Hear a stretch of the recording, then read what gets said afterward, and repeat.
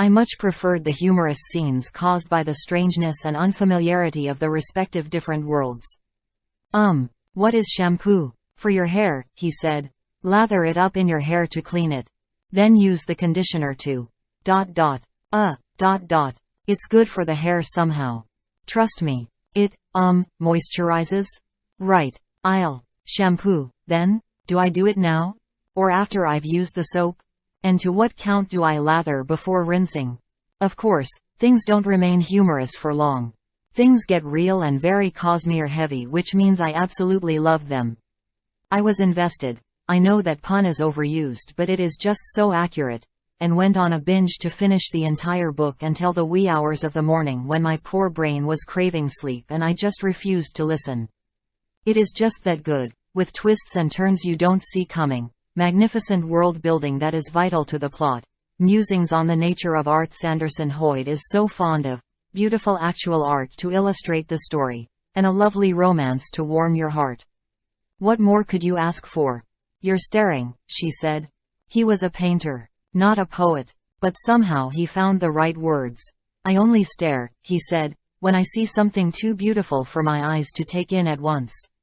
Just a little piece of advice: if at some point towards the end you're confused, don't waste your time rereading past sections. Hoyd will be useful as ever, in chapter 39, and explain it all, so barrel on. If you've read the previously published 7 chapters on Brandon's website, you should take the time to reread at least chapter 6 in the officially released version.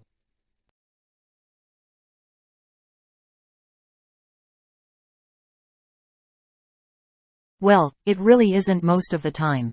Why? Because the nightmares initially are formless, aimless, and harmless and take more than 10 days to become stable, solid and actually life-threatening. Thus, they usually don't present an imminent danger. I found this idea of taking the urgency out of nightmare hunting a refreshingly novel move. The fact that it's not so much a heroic task as one would assume based on the job description makes for a great contrast to the traditional hero. To be fair, nightmare painting entails essentially being a pest exterminator who had gone to art school, which does not sound cool at all. But as usual, it's all a matter of perspective. I choose to view it as nightmare painting, which just sounds poetic and appropriate. Sadly, Painter does not think so. He thinks of his job as monotonous, even if strictly essential, and of himself as boring and insignificant, a misfit.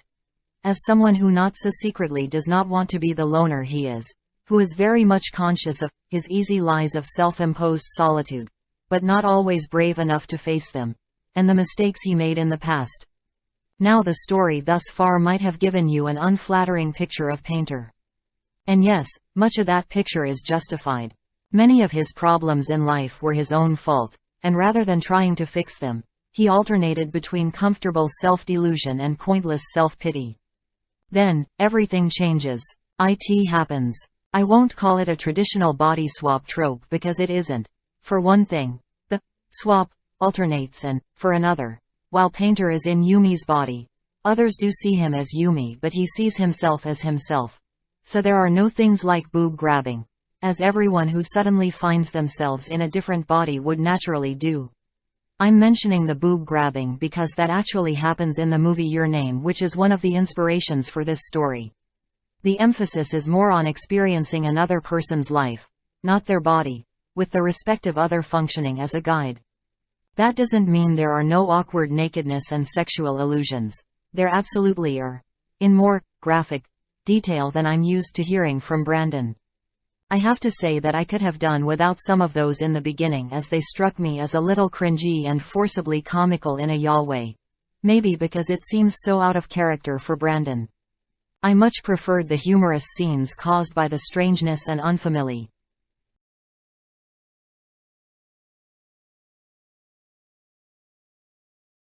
But let's start at the beginning.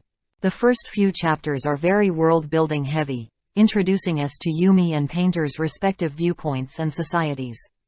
While the civilization in Painter's world is based on modern Japanese culture, Yumi's is inspired by a more ancient Korean culture, naturally with a whole lot of creative Cosmere world-building thrown in.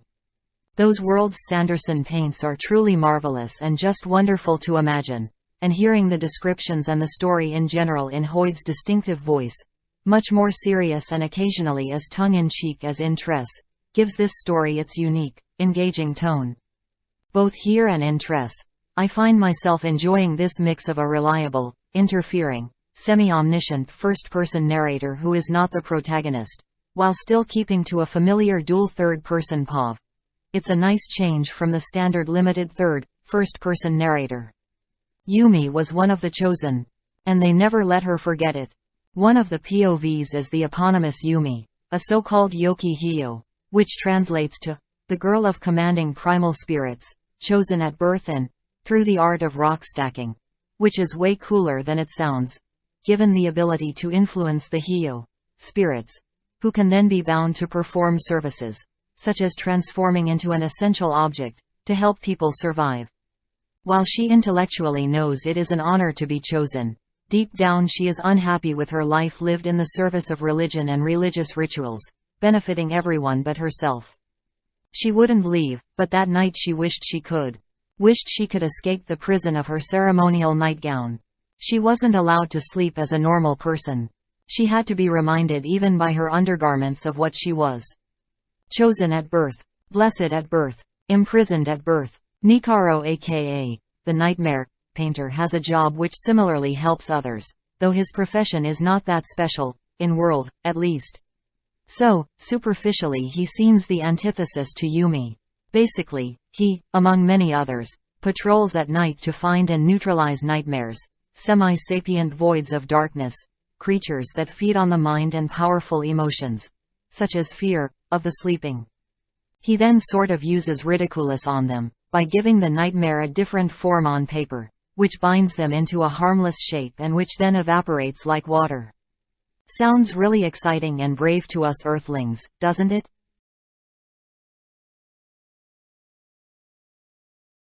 Hoyd, she, did not do a good job acting human. I take no blame, as she repeatedly refused my counsel on the matter. At least her disguise was holding up. Human disguise. Hoyd used lightweaving to give design some sort of three-dimensional disguise. Apparently the specifics are complicated, but the short version is that it acts like she's made of flesh. I work alone. Painter insists on working alone rather than in a pair because he thinks he's a lonely dark hero who no one appreciates. Hoyd lampshades that this mostly just means he's socially awkward and won't talk to his peers. Male gaze. Between design's human form being very curvy and her not being very careful when she leans over, painter spends a significant amount of time trying very hard to look her in the face. Hoyd. Granted, he did overdo it, his eyes lingered on her the entire time she worked. But don't judge him too harshly. He was 19, and I'm a uniquely talented artist. Ms. Fanservice. Design's body was made to specification by Hoyd, combined with the fact that she doesn't really understand shame, so she doesn't know that she shouldn't let people stare at her. Design. Make me pretty so they'll be extra disturbed if my face ever unravels. And give me voluptuous curves, because they remind me of a graphed cosine. And also because boobs look fun. Noodle incident. Hoyd mentions that design doesn't have an actual body because everyone kind of learned their lesson on that. Refusal of the call. When the spirits offer Yumi a gift, she knows it will lead to adventure. She politely declines. Hoyd mentions that while in many cultures, stories with spirits offering gifts are parables about danger, in Yumi's culture a spirit's gift is always positive. She declined because she genuinely thinks she doesn't deserve it and needs to do her duty. Instead, she offers the spirit her help, and gets drawn into, presumably, a different adventure. I'm calling it. This is my favorite secret project. It can't get any better than this. Brandon and Emily are right.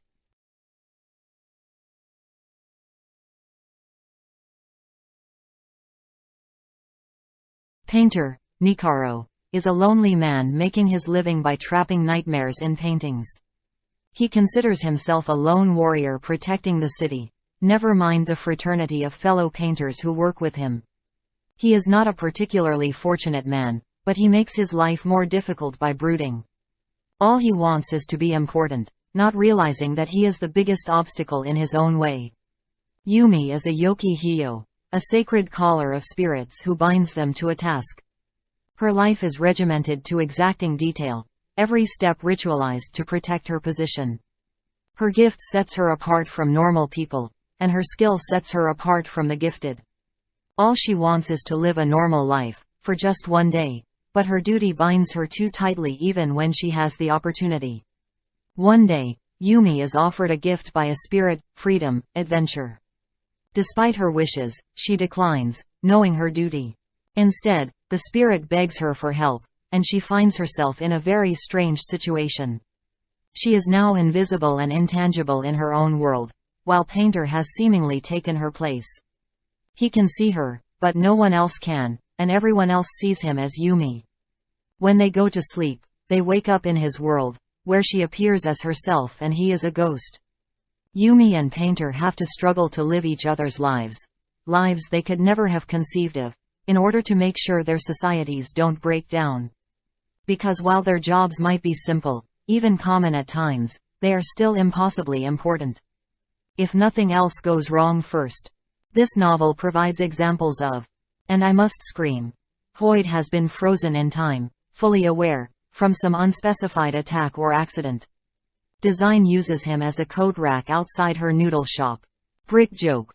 Early in the story, Hoyt compares the status of the nightmare painters to nurses and firefighters, essential workers who everyone is so keen to honor for their service that they don't want to waste time discussing things like salary. Much later in the story, when the characters visit a carnival, the crowd responds to a painter by applauding, saying, "Thank you for your service," and letting them skip a queue. Good with numbers. Design only gives out discounts in prime numbers, and shows her form partly because it reminded her of a cosine. Human. Design makes basically only the barest attempt to act human. Probably the only reason that it works is because the locals don't know about intelligent non-humans.